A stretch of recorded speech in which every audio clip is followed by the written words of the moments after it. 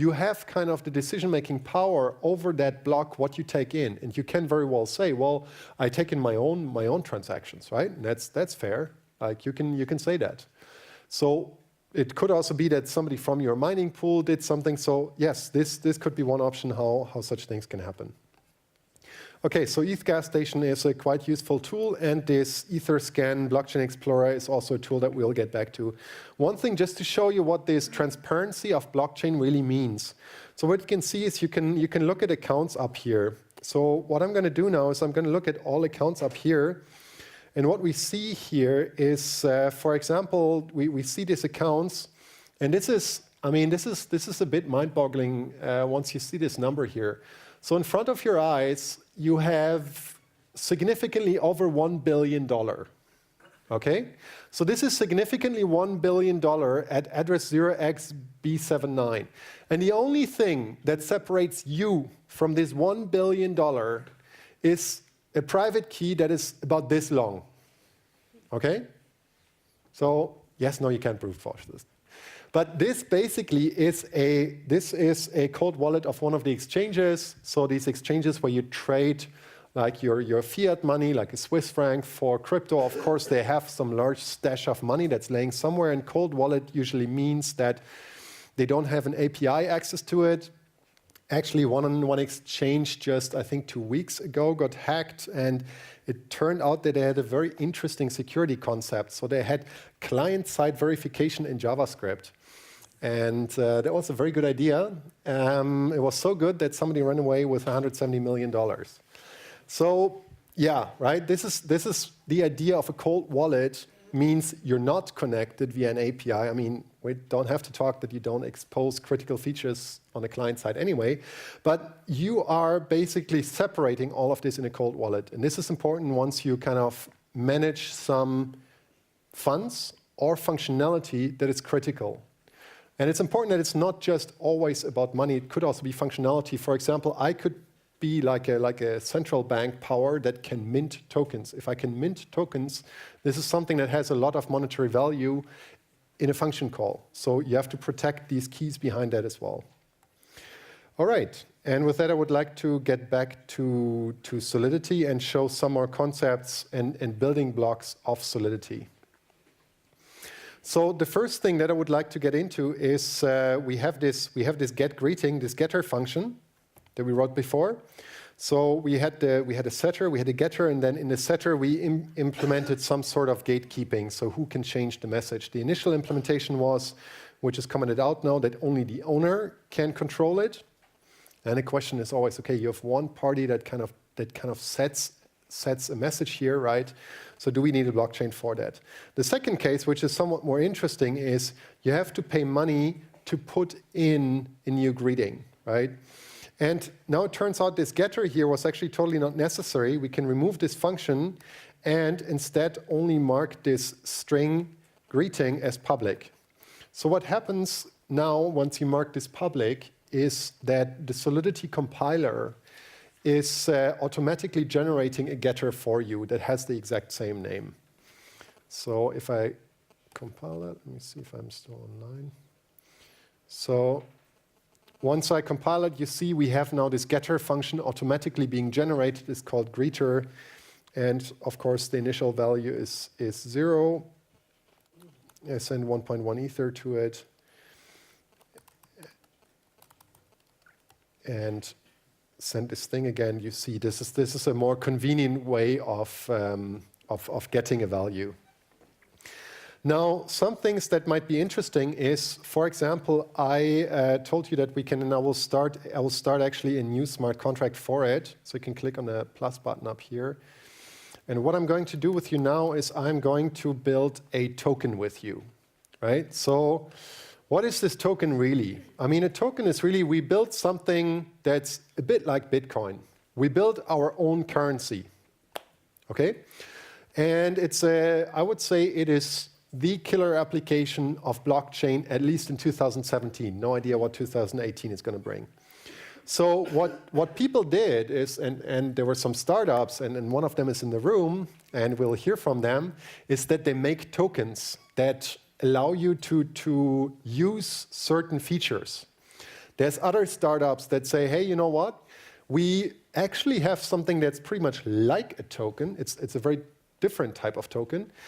It's actually a share in a company, right? So Validity Labs is a share company. So we have shares that are registered in some old book and stuff because it's a bit more difficult to bring that. And what some startups start doing now is that you say you tokenize that. So instead of trading that with a notary and some financial intermediaries, you trade that on a blockchain. There's some legal and regulatory challenges why we don't see that on large scale, but we're going to see that soon. So what we're going to build now is that we're basically building a token which we can trade. And you can get one Sebastian token and I don't know, give me an ice cream for it, and I take your token and whatever. So you can use it for whatever you want to. So let's start off with the contract that we call token.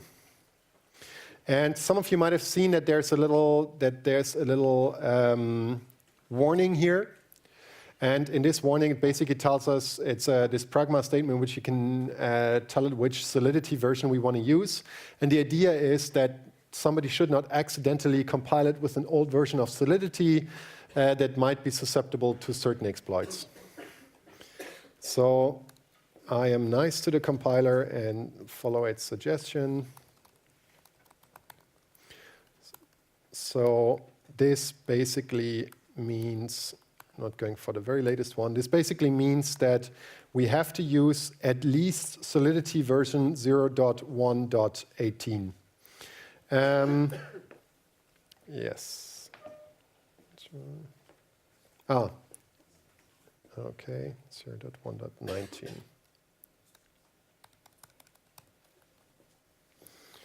All right, so you can see actually which Solidity version you're running on. And I'm right now on 0.4.19. You can select like whatever version. If you wanted to check how this compiles actually with an old version of Solidity, you can test that here. And this is actually quite cool because it currently loads it into your browser cache, and you can run with this if it loads it eventually. I think I have to reboot here. Yeah, so now it complains because I'm using an outdated version of Solidity and I'm requesting to use a newer version here. So I'm asking it to use 0.17. 0.4, okay. 4.17, that was the bug. All right, so, but it doesn't matter. I mean, in these latest version of Solidity, nothing is going to change that I'm building on right now. So the first thing that we need to have, we need to be able to track each other's balances, right? So we need to basically have a table that says, who are you and how many tokens do you have? And there is a nice data type that is suitable for that, which is in Solidity called a mapping. So it maps a key to a value. The key is your address and the value is as many tokens as you have. So let's do that. Let's write a mapping of type address, and then there's a funny syntax that looks like this. Address bigger than, is that readable or? Yeah, big enough, okay. So address uint, and uint, basically I'm also going to share the Solidity documentation later. Uint is just an alias, so rather be more explicit, use uint 256. So it's 256 bits size of this uint, which is going to be big enough for most token applications. And we call this one balance of. And this is basically just a variable that in which we can track all our balances. And just because I don't want to explicitly write a getter, I mark this thing as public again. So this is basically it. Now, the next thing I'm going to do is I will write a constructor that gives, I have to start this thing at some point, right? I write a constructor that gives all the tokens to me. Yeah. So I write function token. And now what we need to know is we need to know who I am. Somebody remind me, how did that work? Yeah? We can have the message sender and yes. Exactly. So basically what we're going to do is now, I'll write balance of, and in bracket msg.sender. And we'll set this person's balance, whoever that is. By the way, person, again, it might not be a person, right? It might be a smart contract that initiates and creates this smart contract. So we basically give it, let's say, 1,000 tokens. And that is already almost a token. What is missing is I can't transfer it yet, right? So it's a token that sits around somewhere forever. So let's give it a function that allows me to transfer tokens. What do I need for that? A transfer function, yeah. What does it need? Receiver and amount. Okay, let's build exactly that. So, by the way, I'm marking, you see here this little compiler warning, just to be more explicit, to mark it as public. It is default public anyway, but it is good practice to be explicit about things just so that other people don't, interpret other things. So, what we're going to build next is a function that's called transfer. And this transfer function, exactly like you said, takes two parameters. The first one is an address. Let's call it let's just call it 2. And the second one is in UN256, which is the amount. And this is basically all this function needs. And we are going to make this thing public. So what we're going to do now is we basically just need to make sure that we transfer amount of money from one account to the other. And you might want to check for underflow protection, but let's see what happens there. So what I'm going to do now is I will do balance of msg.sender minus equal, so decremented by amount, and balance of the 2, so the recipient is being increased by the same amount. No, 2 is of course wrong. Amount. All right. So let's try this out. I'm going to go back to this one here. I'm going to create a smart contract. And now deployed up here, so you have in this drop-down menu, you have these accounts. So I'm using the default account all the time. And on the right side of it, this is quite handy, you have this copy button. It allows you to copy this account address, and I can use that in the address. Make sure that you have to put it in quotes, right? So an address has to be in quotes. Otherwise, you get some weird-looking error message. So error messages also aren't quite helpful. Syntax mirror, unexpected, token X, and JSON. Okay, this means you forgot to make it a string. Okay, so we see so far I, as the first account owner, have 1,000 tokens. What I'm going to do now is I want to send 10 tokens to the second account. All right? So I'm going to select the second one here, copy it. I'm going to move back to the first one. And the 2, so that's the recipient. So I'm back in the first account, right? So I'm now in the one in this account that has 1,000 tokens, and I want to give somebody else 10. So I paste the address of this other party in here, again in quotes, and 10 behind it.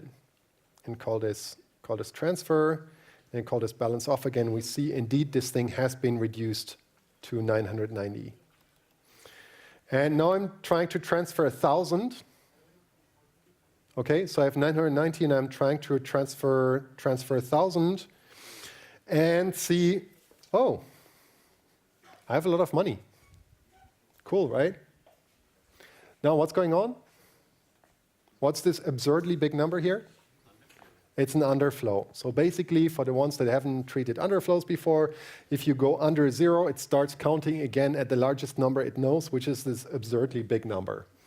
So we have to protect against that, right? Because if your token has that in, it's a bit of a problem. So let's put this in. We just need one require statement in the beginning here. We just need to say require. We just have to make sure that the sender has enough on their balance. So require balance MSG sender bigger or equal than amount.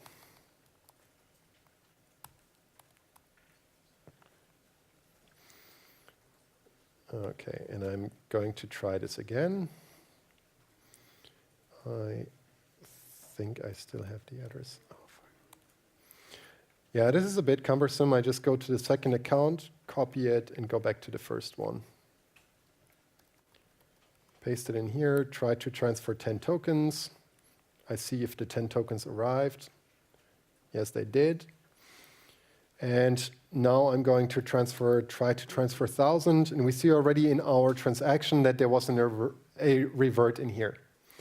Now, what is interesting is it doesn't really matter if I put this require statement up here. It's readable to have it up there. I would like to have requires always on top of the function. But you could also put it down here. So just as a short demo. So I'm trying to transfer.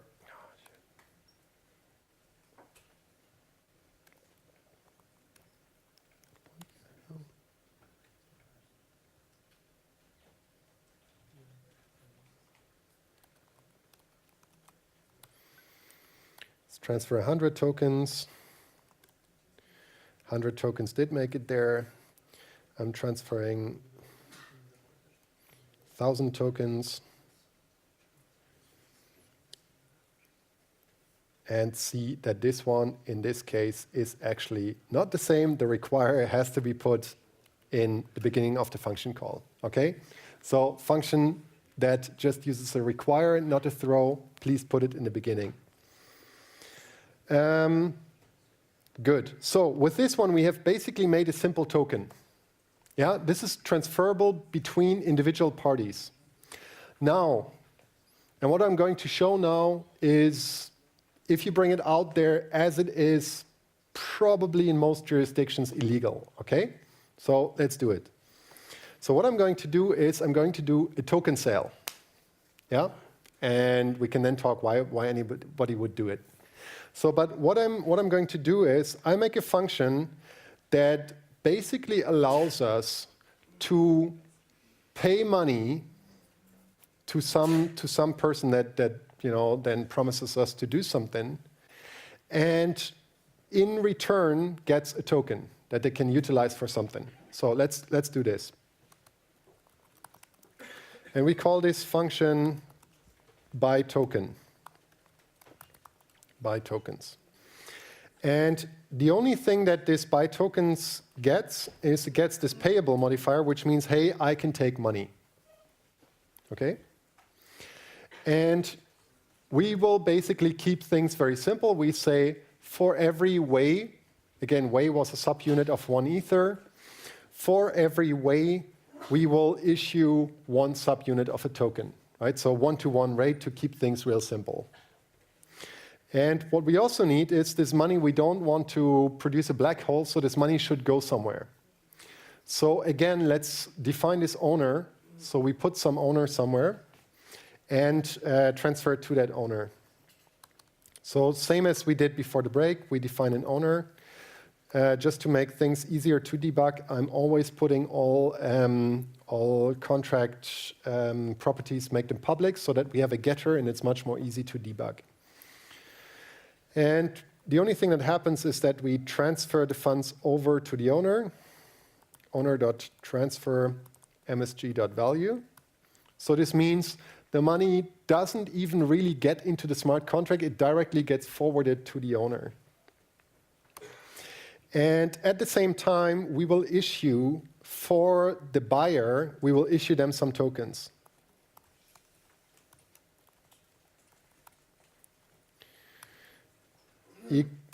Let's say it might be, this equal is not a good idea, so I could do this, right? If you do this, your support email is going to get a lot of really, really pissed off users. Is it clear what these users are going to complain about? I invest 100 ether, which is currently around $90,000. Now, next, I invest 1 ether. So I'm simply overriding, not good. So let's increase that. Okay, and it complains again that this thing is not public. Okay, so now let's create this thing. And I'm actually going to remove the owner, right? So what does this here really do? This means an owner, for whatever reason, gets money or gets tokens just like that. Everybody else has to buy their tokens. So you can do that. You can be a project owner and say, hey, I deserve to have some tokens. What we're going to do now is we say, no, we're all equal. Everyone that wants to have tokens has to pay money. Of course, the money that the owner pays in goes back to themselves. So same thing, really. OK, let's deploy this. I create a smart contract, and I have a buy tokens function. Now, first of all, I'm going to check my own balance. And I don't have anything on my balance. So now I'm transferring 123 Wei. And buy tokens and check my balance again. So now I have 123 Wei. Now I'm going to invest another 1 Ether. These other are subunits of an Ether. I'm going to transfer 1, buy tokens again, and have a pretty large number. So it's like 1 times 10 to the power of 18, and then in the end we have another 123 Wei. So this is the number of tokens that I just have and that I just purchased. Yes? The owner doesn't get set somewhere, so isn't it? Yes. Yes, very good point. Very good point. So basically the money, where did the money go now? I mean, it didn't do. There was no exception, so nothing went wrong from a perspective of a smart contract. It's going to be somewhere. On the blockchain, money doesn't really get lost. It's usually sitting somewhere. It might just mean that it's sitting somewhere where nobody has access to it. Yeah.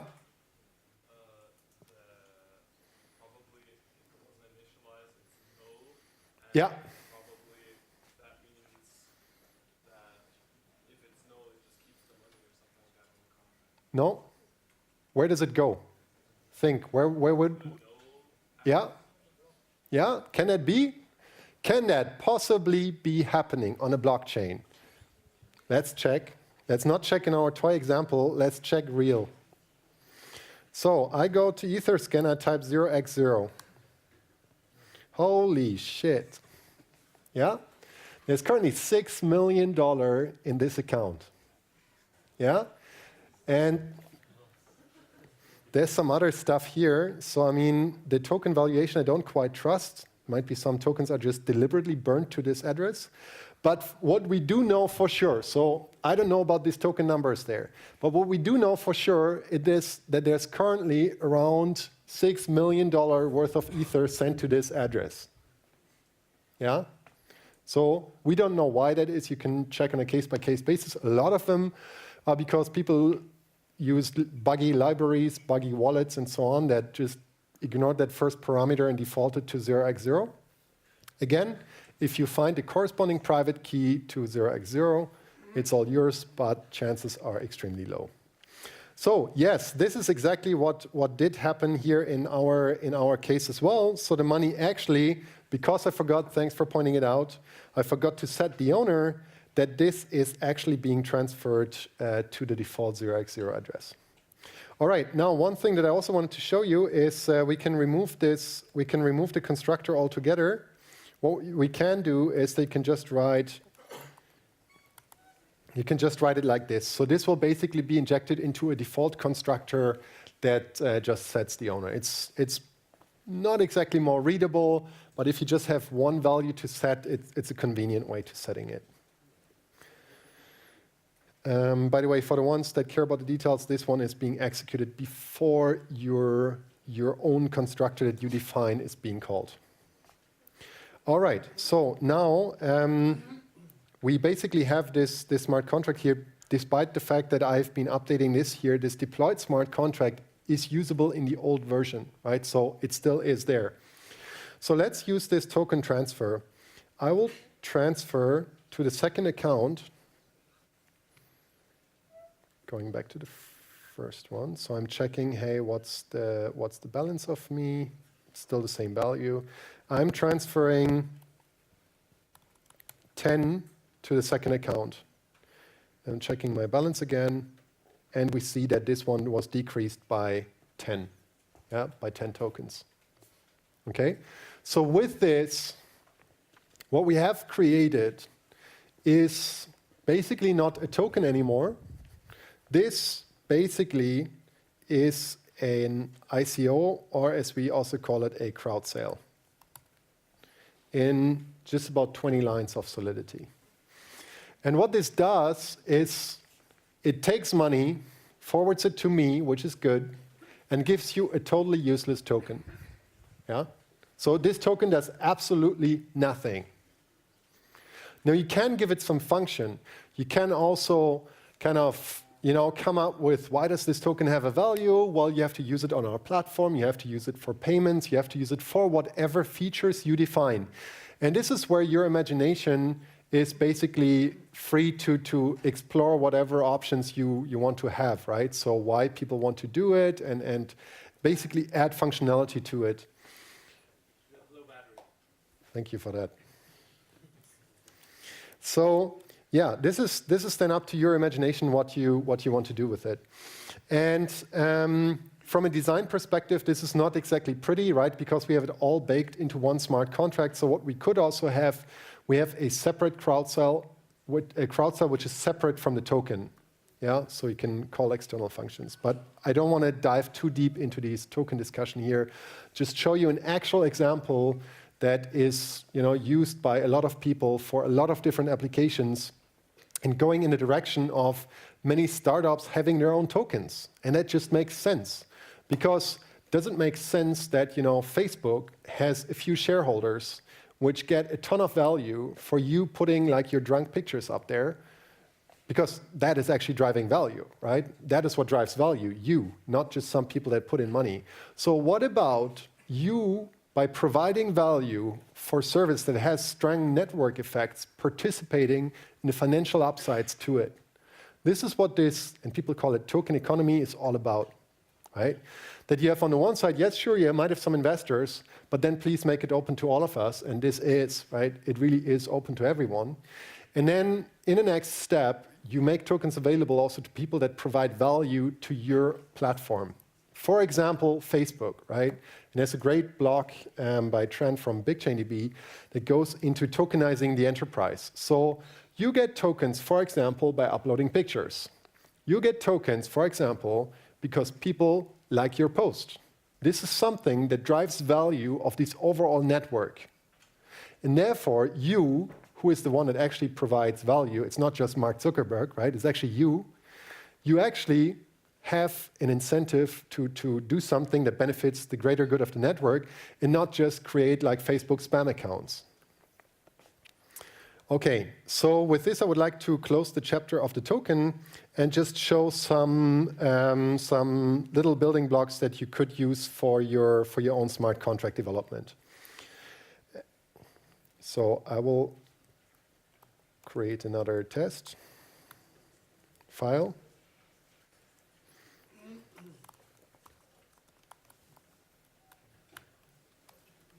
So one thing that is quite handy in Solidity, we have already seen mappings. Another thing that's quite useful are structs. So we can build structs that work just like in most other languages.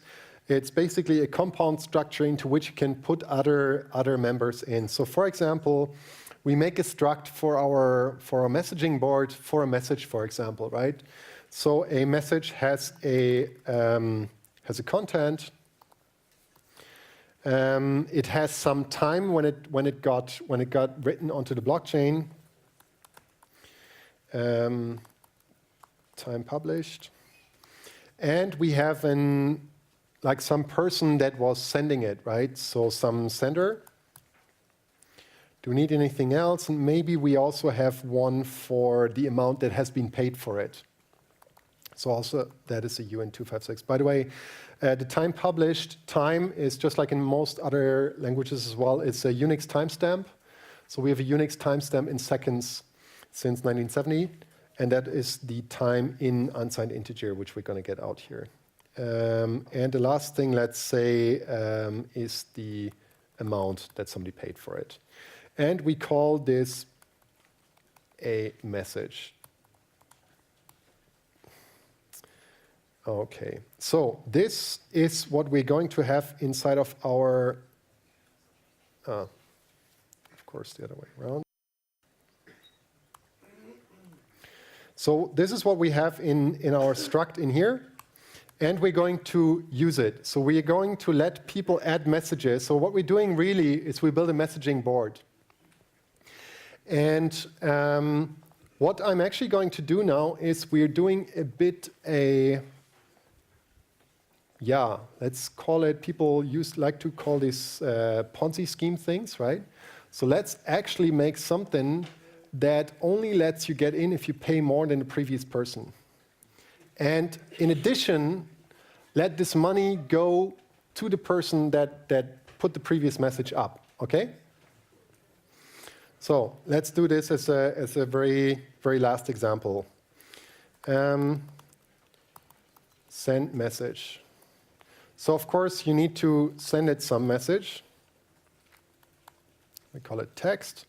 It needs to be payable, and it needs to be public. All right.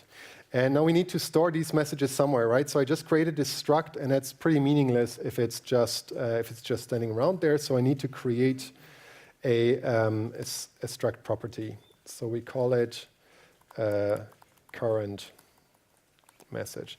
And by the way, it's good practice to capitalize these structs. So I write this capitalized, but this is really just coding standards that you would like to adhere to. All right. So we just set the current message. So first of all, we said that that the amount that is paid has to be more than what has been paid for the previous message. So I'm going to build in this require statement. Require msg.value bigger than current message dot amount. And by the way, here you don't really have to bother about default values. In Solidity, everything has its default values initialized. So if this current message object doesn't exist, this current message dot amount will be 0, which is kind of convenient. And then we just say current message is, and now we create basically this message object, and we just say content is the text that we send, and we have the time. And this is also cool, by the way. So you have another feature in Solidity which is called now. Now, what is this now really? And now we have to think again. Now we were like really into coding, yeah, JavaScript, all funny. What is now? The Unix timestamp. Yeah, the Unix timestamp, but of what? Measured where? From the start of the time. Yeah, but who measures that? Like the miners. Yes. Which one specifically? The last one. Yes, the one that mines the one that mines a block inside of which this transaction is being executed. So all transactions within the same block have the same value for now. Yes? And of course, now there was another question that I got before, how do you introduce randomness? Well, it's a really damn tough problem, because you can't actually provide randomness, which means that it's not known by anyone. And funny tricks that they say, hey, I take the block hash, you have this block object, also block.hash, you take the time now, but of course the miner has some possibility to tweak the time. For example, let's say we had a funny game and the miner wins if now, which is the source of your entropy, produces a certain output, the miner could withhold the block for some time until this element suits their needs. Yeah? So randomness on a blockchain is really difficult, and there is no clean and properly decentralized way of solving it. Anyway, we just know that this time now is being set by a miner and is available to us, and it's the Unix timestamp. The next thing that we want to know, we want to put a message sender in there, and we want to put the amount in here, MSG value. Now, the last thing that we need to do is we still need to transfer the money that was coming in to the previous party, right? So let's do that. Let's take the current message. Actually, we need to do that before, of course, right? Otherwise, it doesn't work. Current message dot sender dot transfer. And that one will get everything that just came in, msg.value. Okay, now I hope I didn't do any typos here or stupid bugs. I will do a test of this one here. I'll create a smart contract. So we have this thing here. I should have made this public just so that we can read it, because right now you can't debug it, right? So I forgot to make this message object in line number 9 to mark it as public. That's why the getter has not been automatically generated for me. So let's make this public. And I kill the previous smart contract and deploy it again. So I send a message. So I need to send at least, so the minimum amount that I could send is one way. So let's try it with one way. Hello 1. And we see that the current message is hello 1. We see that I'm the sender and so on. Now I come as the next party, and the next party is a bit on a spending spree, and it's going to spend 1 ether on hello ETH. Okay, so now we see the current message is this. And what we see in the dropdown is that our first account is pretty happy about that, because the next stupid person after them was willing to pay 1 ether, which went here. Now you can keep this going, right? So if I were to pay only the same amount, and I try to say hello buyouts, shit. Okay, so I think this socket is not really. But yeah, you get the message, right? So my point was that we have a means of providing a totally transparent Ponzi scheme if it was the application, yeah? We have the ability to transfer money to people that we don't know. We have the ability to build applications that are open to anyone on this planet to use. We have the ability for all these people all over the planet that use our application to provide some incentive for them to using it, right? For example, by getting paid, just like in this example. So try to come up with some ideas that go in the direction of, and this is a general theme for blockchain projects, don't think about the business model, try to think about an incentive model, yeah? And this was just one example of it. How people use it, why people would use it, and so on. So thank you for your attention. And again, tomorrow we will look at interfacing web frontends. And I think we have time for maybe 2 short questions. Or we'll handle it. Yeah? I had a question before. Once you said contracts can only be triggered by the outside, can a contract trigger another contract? Yes, so you can. Trigger each other. So that Yes. Yes, but. So you can trigger one smart contract can trigger another contract. So specifically, one contract might call a function on another contract. Okay? But the initial step has to come from the outside. So it always has to be started from you. There's no sort of set timeout. Right? There's no, like in JavaScript, you have to set timeout, wait like 30 seconds, then do X. Like this we don't have here. But you can, of course, and this was like the first project that did that was this Ethereum alarm clock that incentivizes people to make this call in like 30 minutes, 30 days, 30 hours from now to do that. Yeah. You can only always come from the outside. One thing that you can do is, and we've seen that we made payments.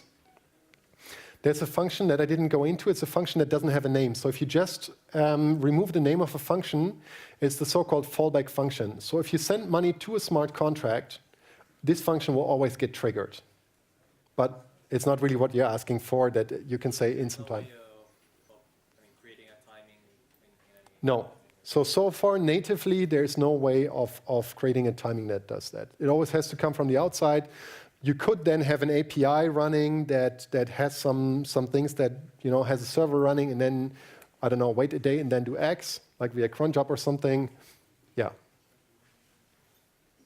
Yeah? Do you pay a transaction cost even just for reading like a public field? For reading, no. You only pay for the functions that are not marked as view. That's the second thing that I didn't get into, which is pure. So all non-view and pure functions you pay for. And for reading, you don't pay because you could run your own node.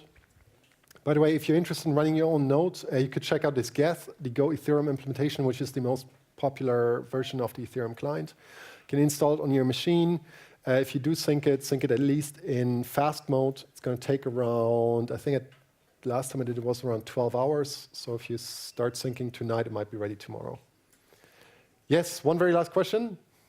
How do people know about your contract? Is there like a register, or do you have to publish it? Yeah, how do people know about that? That's no, people don't know about it. So I mean, there is not really yet a Facebook for smart contracts. So what we do have, which is actually very interesting, is the ENS. Some people here might know the DNS, the domain name system. There's an Ethereum name service. And how it works is that you can bid, again, we have a bidding process such that a certain name, for example, mystupiddab.eth is reserved and then resolves to a certain address. But there is not really like a Facebook for smart contracts is not really there yet. But check out ENS, it might be the closest thing that we have today. Cool, I'm very much looking forward to going tomorrow with you through how to interface it, and if there's some questions, we can also tackle them tomorrow. Thanks.